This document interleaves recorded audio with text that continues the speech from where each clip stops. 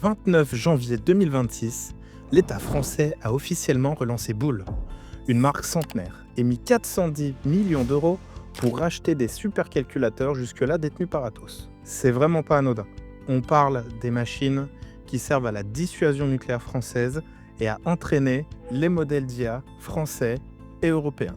Aujourd'hui, on va faire le point sur ce que ça implique vraiment pour l'Europe, pour la France, pour l'IA et pour toutes celles et ceux qui travaillent dans cet écosystème.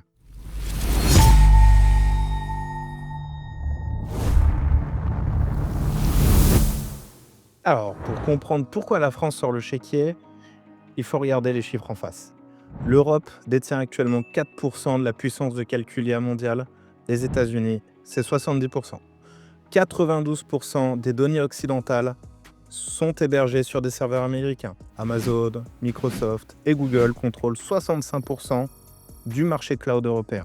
Les acteurs européens sont tombés à 13%, ils étaient à 27% en 2017. Et l'écart d'investissement en IA entre Europe et les US, c'est 270 milliards d'euros par an. Et ça, ce n'est pas qu'un problème de compétitivité, c'est un problème de dépendance. Avec le Cloud Act américain, les autorités US peuvent accéder aux données stockées chez leurs entreprises, même à l'étranger, même sans vous prévenir. Par exemple, en novembre 2025, Microsoft a temporairement verrouillé le compte du procureur de la Cour pénale internationale suite à des sanctions américaines. Ce n'est pas de la théorie, c'est factuel. Et c'est justement dans ce contexte-là que Bull revient sur le devant de la scène. Mais vous allez me dire, Bull, mais qu'est-ce que c'est ? Bull a une histoire longue, dense et franchement sous-estimée. Il faut revenir il y a quelques temps de cela, en 1919, tout est parti d'un ingénieur norvégien, Frederick Rosing Bull, qui brevette une machine tabulatrice. Il meurt en 1925 et c'est là qu'un banquier français rachète ses brevets pour 4000 $. Et c'est à partir de là que tout démarre. En 1931, la compagnie des machines Bull est fondée à Paris. En 1948, Bull dépasse IBM sur le marché français. En 1952, le calculateur Gamma 3 se vend à 1200 exemplaires. IBM réagit en créant son modèle 1401, conçu en partie pour contrer Bull. Fin des années 50, le Gamma 60, premier ordinateur multiprocesseur au monde. Bull est numéro 2 mondial. Et puis ça bascule. En 1964, General Electric prend le contrôle de Bull. De Gaulle considère ça comme une perte de souveraineté et lance le plan Calcul, la première politique de souveraineté numérique française. Ça date de 1966. On en parle encore 60 ans plus tard. La suite, c'est un cycle qu'on connaît bien dans l'industrie française. Honeywell, nationalisation en 82, privatisation dans les années 90, la carte à puce inventée chez Bull, puis revendue. Mais le vrai pivot, c'est le supercalcul. À partir de 2006, Bull livre au CEA des machines indispensables à la simulation nucléaire. En 2012, 3 de ces supercalculateurs sont dans le top 20 mondial. En 2014, Atos rachète Bull pour 620 millions d'euros avec l'ambition de créer un leader européen du cloud et du HPC. L'intention était bonne, la suite, beaucoup moins. Ce qui se passe chez Atos après 2019, c'est un enchaînement de mauvaises décisions à une échelle rarement vue pour une entreprise de cette taille. 7 PDG en 5 ans, des paris stratégiques ratés. En 2023, Atos affiche 3,4 milliards d'euros de pertes nettes et 4,8 milliards de dettes. Le plan de scission entre Eviden et Tech Foundation échoue début 2024. Mais au-delà de la finance, il y a un enjeu que beaucoup ont sous-estimé.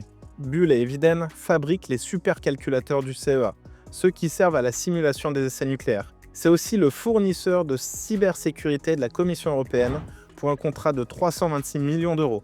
Ce sont des actifs qui ne peuvent pas changer demain sans contrôle. C'est là que l'État intervient. Juillet 2025, c'est la signature d'un accord de cession. 410 millions d'euros plus 110 millions de compléments conditionnels. Le périmètre ? Le calcul haute performance, le quantique, le business computing. C'est 2500 salariés, 800 millions de chiffres d'affaires. Et c'est tout ce qui nous amène à aujourd'hui, à cette vidéo. Depuis le 29 janvier 2026, Bull est officiellement relancé comme entité indépendante sous la direction d'Emmanuel Leroux. L'usine d'Angers, c'est le seul site en Europe capable d'assembler des supercalculateurs de classe exascale.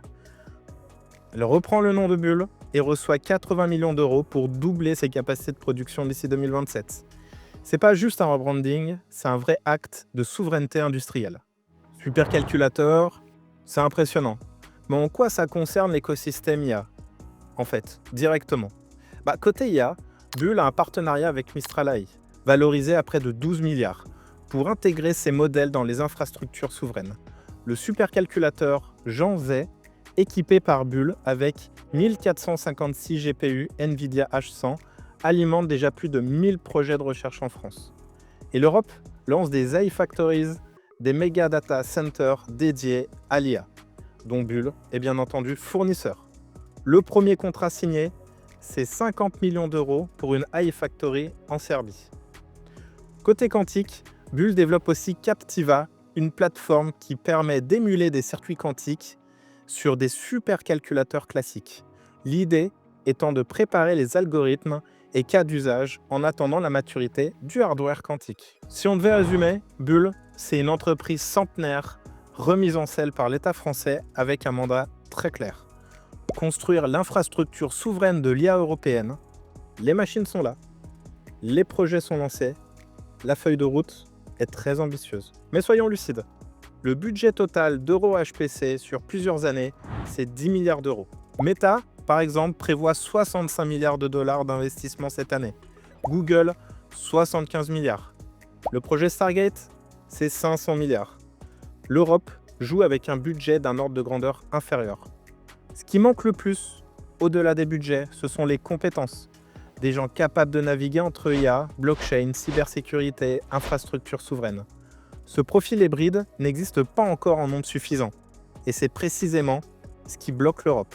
C'est pour ça qu'on a construit les formations à l'IRA, à la croisée de l'IA et du Web3.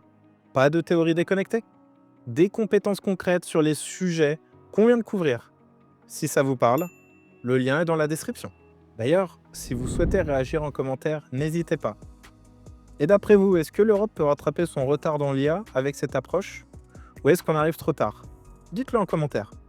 Et bien entendu, si la vidéo vous a été utile, un like aide énormément à faire connaître.